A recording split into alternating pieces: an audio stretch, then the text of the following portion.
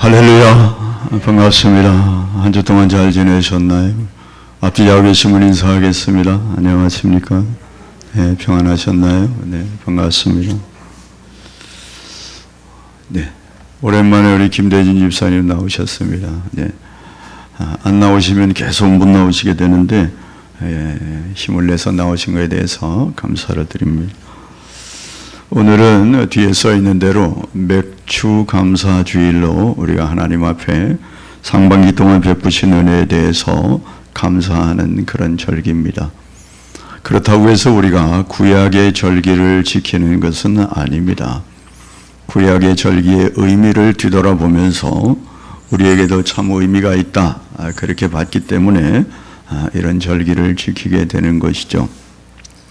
이스라엘 백성들은 3대 절기를 지켰습니다. 그 중에 이 그해 첫 수확을 거두는 이 밀 추수를 함에 있어서 그들이 하나님 앞에 그 메마른 땅에서 이런 추수를 하게 된 것에 대해서 감사하면서 그렇게 감사의 제사를 드렸던 거죠. 6월절 후에 7주 후에 있어지는 일이라 그래서 7.7절이라고도 불렀고요. 또 오순절과 연결되어서 오순절이라고도 부르기도 했습니다. 오늘날 저와 여러분은 밀을 추수하지는 않지만 도시를 살아가는 저와 여러분이 2024년도 선물을 받고 지난 6개월 동안 참 다사다난했고 험악한 세월을 살아감에 있어서도 하나님이 여기까지 인도해 주신 그 은혜를 뒤돌아보면서 우리가 그 하나님 앞에 감사하면서 베풀어 주신 은혜에 감사하고 또 앞으로 베풀어 주실 은혜도 기대하면서 이 시간 감사 예배로 나아가는 것입니다. 오늘도 말씀을 듣는 가운데 하나님의 큰 은혜가 저와 여러분 가운데 넘치게 되기를 주의 이름으로 축복합니다. 우리가 읽은 말씀은 시편 106편입니다. 시편 106편은 105편과 쌍둥이 같다, 그렇게 말하기도 하는데 이 시편 106편은 할렐루야 이렇게 출발합니다. 할렐루야로 출발해서 할렐루야로 끝나는 시편은 이게 처음입니다. 그래서 할렐루야, 우리가 잘 아는 대로 할렐루야가 뭡니까? 너희들은 여호와를 찬양하라, 그런 뜻입니다. 이스라엘 역사 속에 나타난 하나님의 은총과 사랑을 감사하면서 찬양하라, 그렇게 말하고 있습니다. 그런데 이 시편을 우리가 할렐루야 여호와께 감사하라, 그의 선하심 그의 인자하심은 영원하다, 그렇게 노래하는데 이 본문은 처음 시작은 그렇게 하지만 뒤쪽으로 쭉 나아가면 41절 이후에 보면 찬양할 내용이 아닙니다. 무슨 말이냐 하면 이 시편 106편은 바벨론 포로 시절에 기록한 것이기 때문에 그렇습니다. 이스라엘 백성들이 하나님의 말씀을 어기고 우상 숭배하고 하나님이 선지자를 그렇게 파송해서 그러면 안 된다, 그렇게 살면 안 된다, 그렇게 말씀을 주셨지만 그들은 끝내 거부하고 거절하고 마침내 하나님 말씀하신 그대로 이방 나라에 팔려가게 되었습니다. 그것이 BC 586년이죠. 그렇게 팔려가서 포로 생활을 하는 가운데서 이 시편을 어떤 시인이 기록했다는 겁니다. 그런 의미에서는 결코 할렐루야 여호와를 찬양하라, 찬양을 선포하라, 하나님께 감사하라, 이런 얘기 하지 못할 거 아니겠습니까? 아니, 포로 시절이 얼마나 어려운데 도리어 하나님 앞에 원망하면서 불평하면서 이게 뭡니까? 그래야 되는데 말이죠. 그런 포로 생활 중에 하나님께 찬송하라, 감사하라 하고 있다는 것이죠. 여러분, 저와 여러분이 오늘 이 말씀의 의미를 한번 떠올려 보면서 저와 여러분이 어떤 감사로 나아가야 할 것인가를 한번 뒤돌아보면서 이 시편 106편 이 시인과처럼 저와 여러분도 어려움 중에도 감사하고 또 찬양하며 살아가 하나님께 영광 되기를 바랍니다. 세 가지 말씀을 드리려고 합니다. 왜 하나님을 찬양하고 감사해야 하는가? 첫 번째는 그의 한결같으심 때문에 그렇습니다. 1절 초두에 할렐루야 여호와께 감사하라 그렇게 말하고 있는데, 말씀을 드렸지만 즐거워 흥에 겨워서 하는 것이 아님에도 불구하고 자기의 상황은 오히려 정반대인데도 불구하고 할렐루야 너희들은 여호와를 찬양하라 그렇게 선포하고 있다는 것이죠. 46절 47절 말씀을 제가 기록했는데 한번 읽어보겠습니다. 그들을 사로잡은 모든 자에게서 긍휼히 여김을 받게 하셨도다. 여호와 우리 하나님이여 우리를 구원하사 여러 나라로부터 모으시고 우리가 주의 거룩하신 이름을 감사하며 주의 영예를 찬양하게 하소서. 아멘. 찬양하게 하소서라고 말하는 이 상황이 자신의 상황이라고 하는 것입니다. 포로 상황에 놓여서 하나님 우리를 구원하셔서 하나님을 찬양하게 하소서라고 말해야 할 상황인데, 그는 지금 하나님 앞에 찬양과 감사로 시작하고 있다는 것이죠. 어떻게 그럴 수 있을까? 도리어 불평하고 원망하고 하나님 이럴 수 없습니다라고 하는 그 시점에 그럼에도 불구하고 하나님께 찬양과 감사를 돌리고 있다고 하는 것은 그 하나님은 여전히 한결같다고 하는 그 믿음을 갖고 있기 때문이 아니겠습니까? 만약 그 믿음이 없다면 그렇게 찬양할 수는 없지 않겠습니까? 그런데 여기에 여호와께 감사하라. 여러분, 하나님의 이름은 여러 가지로 표현됩니다. 그리고 특별히 여호와라고 하는 이 하나님의 이름을 쓸 때에는 늘 언약과 연결되어 있습니다. 엘로힘 하나님도 있고 엘사다의 하나님도 있고 여호와 라파 하나님도 있고 여러 가지 이름이 있는데, 여호와께 감사하라, 이 여호와라고 하는 이름은 하나님의 택하신 백성이 하나님과 언약을 맺었다고 한 그럴 때에 하나님은 나는 여호와라 그 말씀을 하셨거든요. 그러니까 이 시인은 하나님의 이름을 부를 때 여호와라고 부르고 있다는 겁니다. 비록 우리가 포로 생활을 하고 있지만 언약에 신실하신 하나님께서는 반드시 그 언약대로 우리를 다시 회복시키실 것이라고 하는 그 믿음을 갖고 있기에, 비록 지금은 비참한 상황에 내던져져 있더라도 신실하신 하나님이 반드시 회복해 주실 것이라고 하는 그 믿음 때문에 앞을 내다보고 여호와께 감사하라 할렐루야 그렇게 외치고 있다는 것입니다. 여러분이 하나님은 언약을 한 번도 어긴 적이 없다는 사실을 이 시편 기자는 잘 알고 있는 것이죠. 시편 100편 3절 말씀 우리가 금요일날 살폈는데 한번 한 목소리 읽어보겠습니다. 여호와가 우리 하나님이신 줄 너희는 알지어다. 그는 우리를 지으시니요 우리는 그의 것이니 그의 백성이요 그의 기르시는 양이로다. 할렐루야. 우리가 어떤 존재인지 시편 기자를 통해서 우리에게 말씀합니다. 하나님이 우리 하나님이시라고. 하나님이 우리를 지으셨다고요. 하나님이 우리를 그의 것으로 삼으셨다고요. 그의 백성을 삼으셨다고요. 하나님이 지금까지 양을 기르듯이 목자가 되어서 저와 여러분을 길러주시고 계시다고요. 그러면 우리가 당연히 감사의 의무를 감당해야 되지 않겠습니까? 그런데 이스라엘 백성들은 그렇지 못했습니다. 지금 포로로 잡혀있는 상황이 그 결과를 말해주는 것이죠. 하나님 앞에 감사하고 하나님을 찬양하는데 얼마나 인색했는지 모릅니다. 하나님 앞에 영광을 돌려야 하는 그 넘치는 감사를 받았음에도 불구하고 감사받은 만큼도 감사가 없는, 은혜 받은 만큼도 감사할 줄 모르는 그런 자들이었다는 사실이죠. 여러분, 우리가 이스라엘 백성들의 역사를 잘 알지 않습니까? 430년 동안 이집트의 포로가 되어서 얼마나 고생을 많이 했는지 모릅니다. 나중에는 벽돌을 구우려고 하는 집도 주지 아니하고 2배를 만들어내라고 하는 그런 노동의 착취를 경험했습니다. 그리고 남자아이가 낳게 되면 나일강에 던져서 죽여야 하는 그런 비참한 시절을 살고 있지 않았습니까? 그들이 하나님 앞에 부르짖기 시작했습니다. 하나님이 그 부르짐을 들으시고 언약을 생각하셔서 아브라함과 약속한 그 약속을 기억하셔서 마침내 모세를 보내셔서 그들을 건져내시지 않습니까?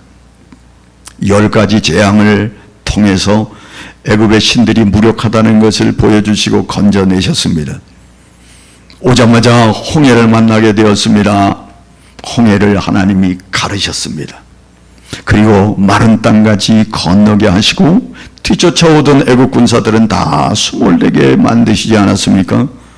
광야를 걸어가는 과정 속에서도 물을 공급하시고 만나를 공급하시고 고기가 먹고 싶다 하는 그들에게 메추라기를 공급하시고 그렇게 불기둥 구름기둥으로 인도해 오셨습니다. 마침내 40년이 걸리는 그 기간 동에도 발이 부르트지 않았다. 의복이 상하지 아니했. 놀라운 역사로 그들을 젖과 꿀이 흐르는 가나안 땅으로 넣으셨습니다. 얼마나 감사합니까?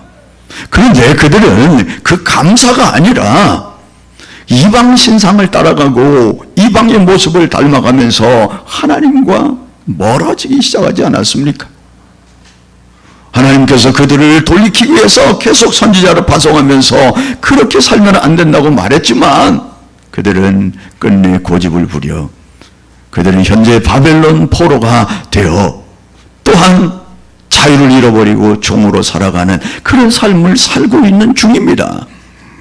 여러분, 그럼에도 불구하고 하나님은 이 배은망덕한 민족들을 잊어버리지 아니하고 있다는 사실이죠. 그래 이 시인은 인생은 변해도 하나님은 변치 않으신다. 그것을 지금 노래하고 있는 겁니다. 이 말씀을 통해서 저와 여러분의 삶을 뒤돌아볼 필요가 있습니다. 저와 여러분이 오늘 2024년 7월 첫 주를 맞이하고 있는데 2024년도를 선물로 받아서 지난 6개월을 달려오고 있습니다. 여러분 이 모양 저 모양 크신 은혜를 얼마나 많이 받았는지 모릅니다. 야, 이거 하나님의 은혜였는데 하나님의 은혜가 아니었으면 이럴 수 없는데 그런 일들이 얼마나 많았습니까? 하나님께서 그렇게 은혜를 베푸셨는데도 불구하고 나는 과연 얼마나 감사하며 지냈는지, 험악한 세월을 지켜주신 하나님, 우리를 인도하신 그 하나님을 기억하면서 때마다 일마다 하나님을 찬양하며 감사하며 살고 있는지, 아니면 이스라엘 백성들처럼 하나님 앞에 감사와 찬양이 인색한 삶을 살고 있지 않은지. 이렇게 말씀드리니까 어떤 분들은 목사님 저는 그렇게 감사할 일이 많지 않았습니다. 아니 지금 상황도 얼마나 곤고하고 고통스러운지 모릅니다. 그렇게 말씀하시는 분도 계실지 모릅니다. 그런데 내가 어떻게 감사합니까? 라고 항변할 수 있을지 모릅니다. 여러분, 그럼에도 불구하고 저와 여러분이 하나님께 찬양을 드려야 할 이유가 있습니다. 그게 뭔가요? 고린도전서 10장 13절 말씀입니다. 읽어보겠습니다.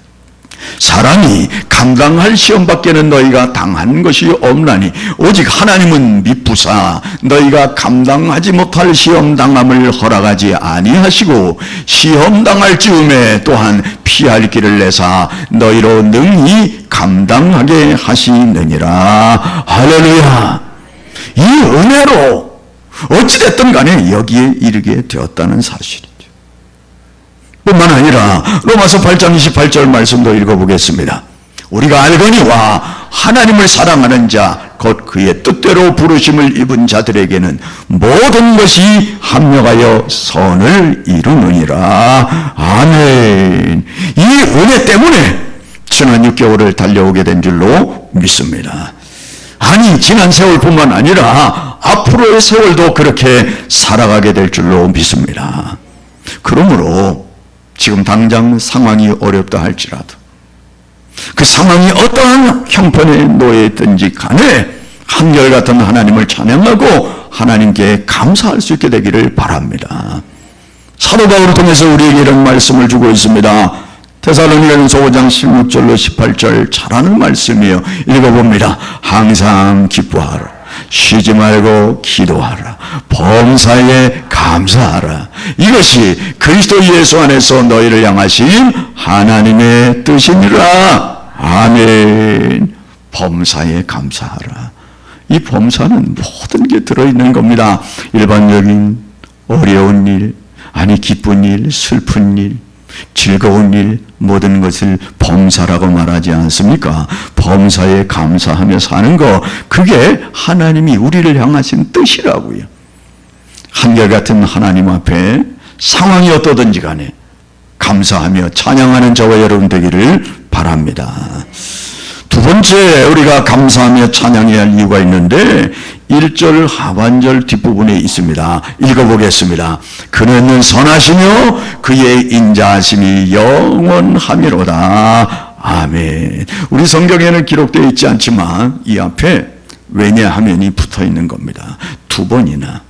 여호와를 찬양하라. 여호와께 감사하라. 왜냐하면 그는 선하시기 때문에, 왜냐하면 그는 인자하심이 영원하기 때문에. 그 사이에 왜냐하면 두 번이나 반복되어 있는데 우리 성경에는 번역되지 않고 있는 것이죠. 여러분, 선하다 그 말은 뭡니까? 하나님은 참 좋으신 분이다, 그런 의미지 않습니까? 하나님이 인자하시다 그 말은 하나님은 은혜로우시다, 사랑이 많으시다, 그런 의미를 담고 있는 거 아니겠습니까? 그게 영원하기 때문에 하나님께 감사하고 찬양해야 된다고 명령하고 있습니다. 권고하는 것이 아니라 명령하고 있습니다. 여러분, 좀 전에도 말씀을 드렸지만 이 시인의 상황은 결코 그럴 수 없는 상황이라고요. 그러니까 이 고백이 얼마나 특별하게 들려질 수 있습니까?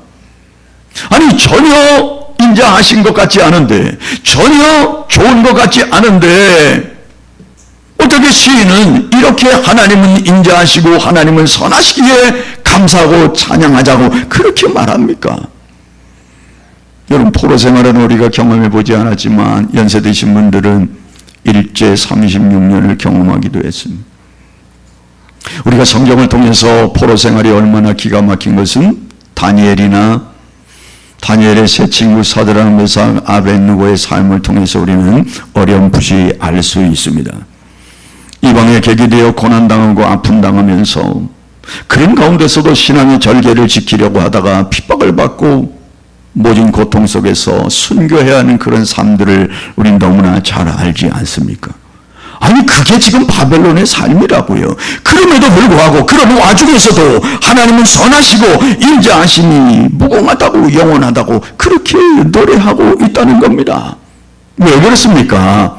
고난당하는 것, 그 가운데서도 하나님 우리를 지켜보고 계시다고 하는 그 믿음 때문에 그렇습니다.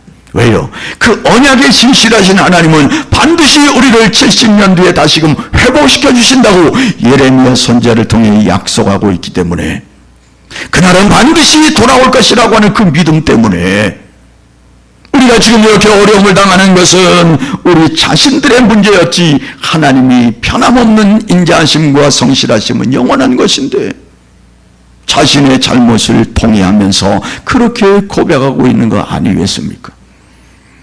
여러분, 성경은 참 희한한 이야기들을 많이 해요. 고난당하면 슬프지 않습니까? 고난당하면 답답하지 않습니까? 고난당하면 괴롭지 않습니까? 그런데 시편 119편 71절에는 이렇게 고백합니다. 한 목소리로 읽어보겠습니다. 고난당하는 것이 내게 유익이라, 이로 말미암아 내가 주의 율례들을 배우게 되었나이다. 아멘. 여러분, 고난이 슬픈 것만 아니라는 거예요. 고난이 없었다면 깨닫지 못했던 일들이 있었다는 겁니다. 고난 때문에 도리어 내가 유익함을 얻게 되었다. 한결같이 함께 하시는 그 하나님이 있음을, 이 고난 넘어 하나님의 섭리가 있음을 그때서야 깨닫게 되었다는 거잖아요. 여러분, 우리가 고난 당하면 앞이 보이지 않습니다. 이것으로 끝나는 것처럼 그렇게 여겨집니다. 그런데 고난을 통과하고 나 보니까, 야, 이 고난이 나를 더 성숙하게 만들고 이 고난이 하나님의 뜻을 깨닫도록 하시는 그런 섭리가 있었구나 하는 것을 깨닫게 되었다는 겁니다. 그러므로 우리가 해야 할 일은 형통할 때만이 아니라 곤고할 때에도 감사해야 할 줄로 믿습니다. 왜요? 고난 뒤에 역사하시는 하나님이 계시고 지금까지 그것 때문에 여기까지 왔다는 사실을 인정해야 하기 때문에 그렇습니다. 예레미야가 3장 22절 말씀에 이렇게 기록되어 있습니다. 여호와의 인자와 긍휼이 무궁하심으로 우리가 진멸되지 아니함이니이다. 아멘. 예레미야 선지자가 눈물로 이스라엘 백성들을 돌이키면서 그럼에도 불구하고 하나님은 인자하셔서 우리를 반드시 진멸하지 아니하고 돌려보내실 것이라고 하는 그 언약을 고백하고 있는 거 아니겠습니까? 그렇습니다. 그 하나님은 여전히 선하시고 인자하심이 영원함인 줄로 믿습니다.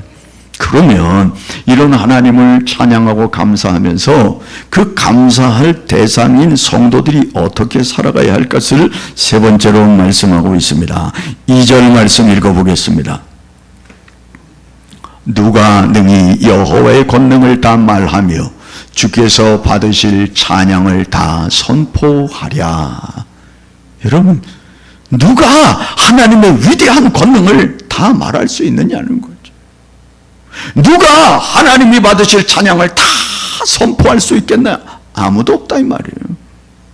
여러분, 아무도 없다. 그 말은 하지 말자 그런 뜻은 아니지 않습니까? 하나님의 이 위대하심을 누가 다 찬양할 수 있을까? 아무도 할 수 없지만 우리가 온 정성을 다하여 하나님을 찬양해야 된다고 하는 것을 역으로 이야기하는 거 아니겠습니까? 아무리 많은 말을 하고 아무리 많은 깊은 묵상을 하고 연구를 해도 하나님을 온전히 찬양할 수는 없다는 겁니다. 이런 요한계시록에 나타난 천국의 아름다운 모습들이 사도 요한이 기록해 놓은 건데 자기가 본 것을 가지고 기록해 놓았지만 그것 이상인 줄로 믿습니다.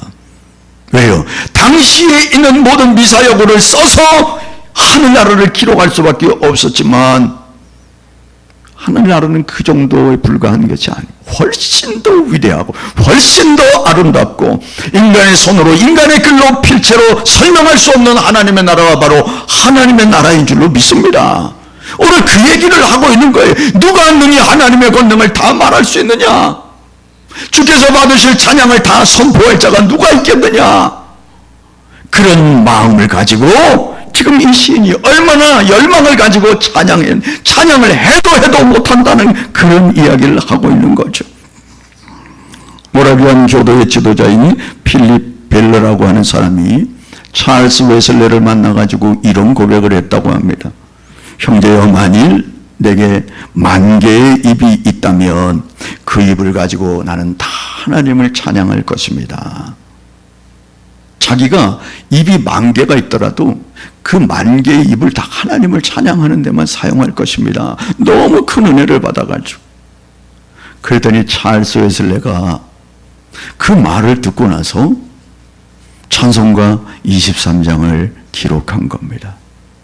만입이 내게 있으면 그 입 다 가지고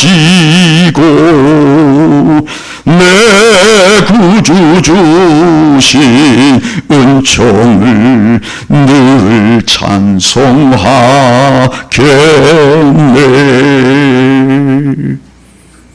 10,000개의 입이 있더라도 그 10,000개의 입을 다 동원하여 하나님을 찬양할 것입니다. 이게 바로 감사와 찬양거리를 받은 하나님의 은혜를 받은 자의 첫 번째 의무다. 찬송해야 합니다. 우리가 왜 전도한다고요? 교회 숫자를 늘리기 위해서? 아닙니다. 전도된 그 영혼이 하나님을 찬양케 하기 위하여. 그래서 하나님의 말씀을 선포하는 것입니다. 여러분, 많은 사람들이 입술로만 찬양이 너무나 아쉬워서 자신의 물질을 드리고 자신의 몸을 들여서 하나님 앞에 헌신하는 거 아니겠습니까? 여러분, 그렇습니다. 지금 이 시인이 이야기하는 것은 자신이 찬양하는 것으로 너무 부족하다는 겁니다. 그래서 성경은 하나님을 찬양하는 데 동원하는 많은 일들을 이야기해요. 만물아 찬양하라, 온 천지 만물아 땅들아 노래하라, 바다가 박수를 친다, 천사들아 노래하라, 이렇게 하면서 하나님을 찬양할 모든 일들을, 피조물들을 동원하는 일을 보지 않습니까? 그래서 어떤 시인은 이렇게 노래했습니다. 그 크신 하나님의 사랑 말로 다 형용 못하네. 하늘을 두루마리 삼고 바다를 먹물 삼아도 한없는 하나님의 사랑 다 기록할 수 없겠네. 여러분, 얼마나 하나님의 찬양할 거리가 넘쳤던지, 바다를 먹물 삼고 하늘을 두루마리 삼아도 다 기록할 수 없다는 겁니다. 그게 구원받은 자의, 하나님의 은혜를 받은 자의 첫 번째 의무라. 두 번째는 뭔가? 3절 말씀입니다.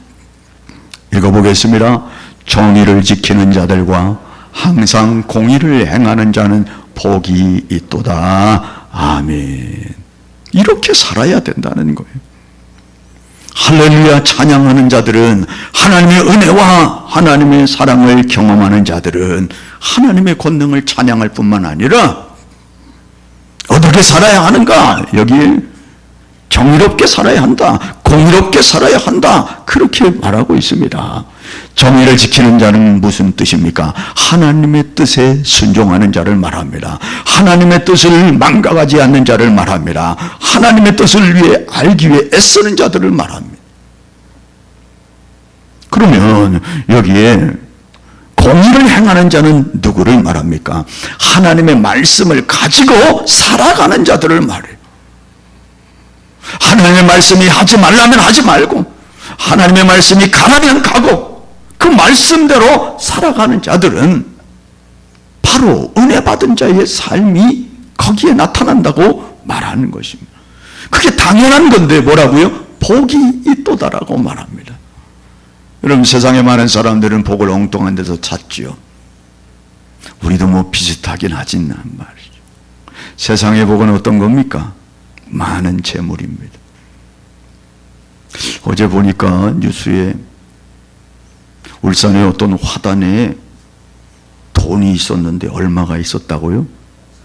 세상에 5천만 원이 봉투에.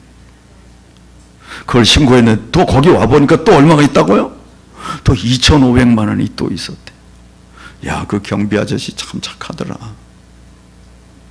그냥 꿀꺽 삼켜도 될 것 같은데 말이죠. 예? 그걸 신고를 해가지고 아직까지 그 돈이 누구 건지는 잘 모르는데 웬일인지는 모르겠지만 말이죠, 현금으로 7,500만 원이 검은 봉지에 넣어서 화단 뒤에 감춰져 있었다. 그래서 아마 이 돈은 불법의 돈일 것 같다, 범죄에 쓰이는 돈일 것 같다 추측은 하지만 아직도 찾지를 못했다고요. 가장 좋아하는 돈, 세상 사람들이 가장 행복을 생각하는 것은 많은 재물 아니겠습니까? 많은 소유, 좋은 집, 넓은 집, 좋은 차, 좋은 직장, 그게 우리의 복이에요. 그런데 성경은 지금 그게 복이 아니라고 말해요. 뭐라고요? 정의를 지키는 자들과 항상 공의를 행하는 자는 복이 있도다. 하나님의 기준은 엄청난 차이가 있지 않습니까? 여러분, 하나님의 관점은 개인이 얼마나 많이 가졌느냐가 아니라 하나님의 말씀을 가지고 어떻게 살았느냐, 거기에 관점이 있다는 거죠. 지나가는 나그네에게 냉수 한 그릇 대접한 거 아무것도 아니지 않습니까? 그런데 하나님은 그것을 하늘나라에서 기억하시고 상급을 주시겠다고 말씀하죠. 하나님을 위해 무엇을 하고 살았느냐, 그 사람이 복이 있다, 그렇게 말씀하고 있습니다. 하나님이 기뻐하시는 삶이 무엇인지, 오늘 살아가면서 하나님의 은혜를 받아가면서 내가 어떤 일을 해야 하나님이 기뻐하실는지 성령이 감동을 주시지 않습니까? 감동을 외면하지 않게 되기를 바랍니다. 제가 수요일 날 말씀드린 적이 있어요. 어떤 목사님하고 이야기하는데 어떤 목사님이 전화가 왔어요.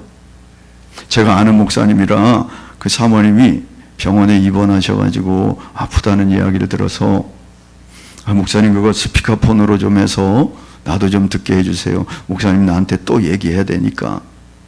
그래서 스피커폰을 들어가지고 사모님 어떻게 아프냐고 그랬더니 뭐 넘어져서 여기 손목을 다쳤는데 막 여기에 철심도 받고 아주 어렵게 그러고 있다고 그래요. 아유 그러냐고. 근데 그 목사님이 캄보디아 선교를 다녀와가지고 사모님이 수술하는 동안도 같이 있지 못했고 그래서 이제 퇴원을 해가지고 집에 모셔다 놨다고.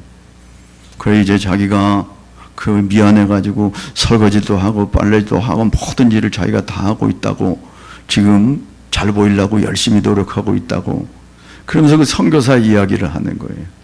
자기 친구 선교사를 돌아봤는데 그 선교사가 캄보디아의 선교를 위해서 그렇게 가족들과 함께 떠났는데 사기를 당해가지고 다 빼앗기고 그래가지고 노숙자가 되었대요.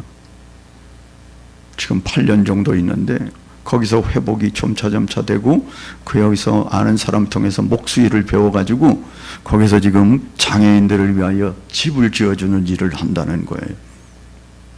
혼자서 여러 사람과 동원하고 이렇게 해가지고 장애인 집을 짓는데 현재 40채를 지었대요.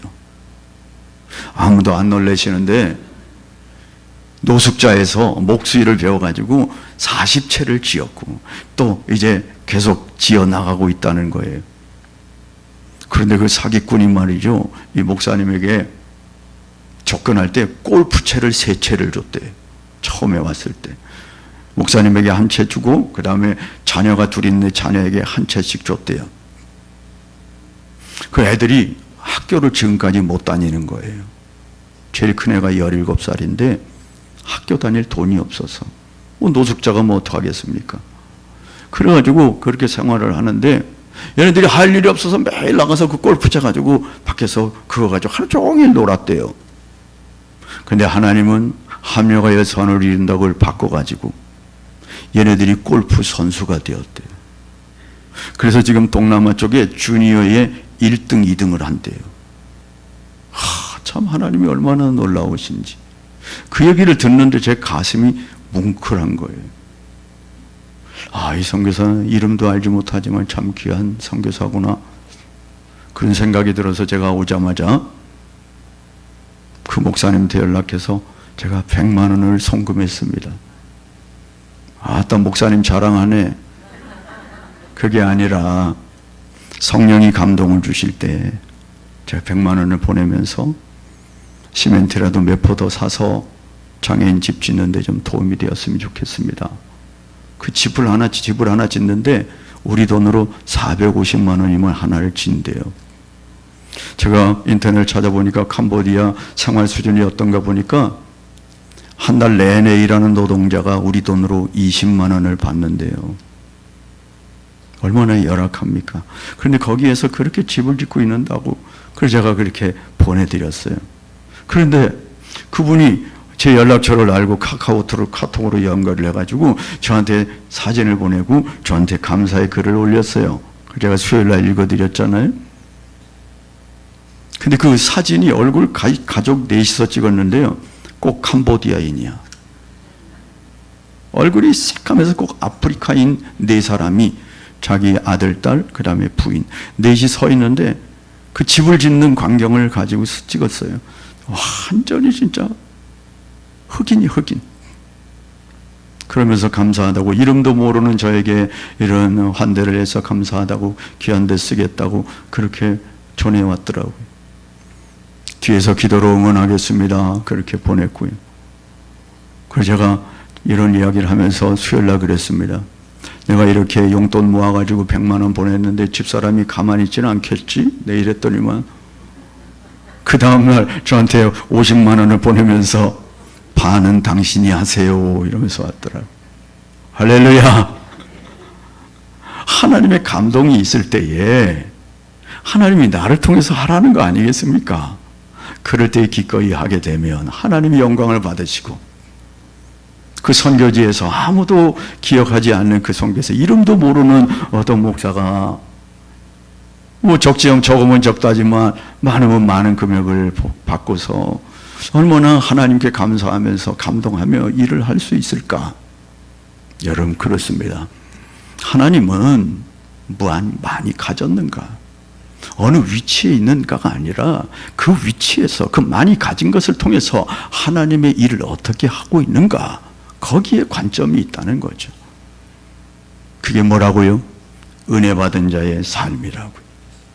말씀을 정리하려고 합니다. 우리가 맥주감사주의를 맞이해서 6개월을 뒤돌아보면서 한결같은 하나님을 찬양하는 이 시인, 선하시고 인자하심이 영원하다고 찬양하는 이 시인, 결코 찬양할 수 있는 여건이 아니었음에도 불구하고 우리 보고 찬양하라고 명령하고 있습니다. 저와 여러분이 어떻게 살아가야 할까요?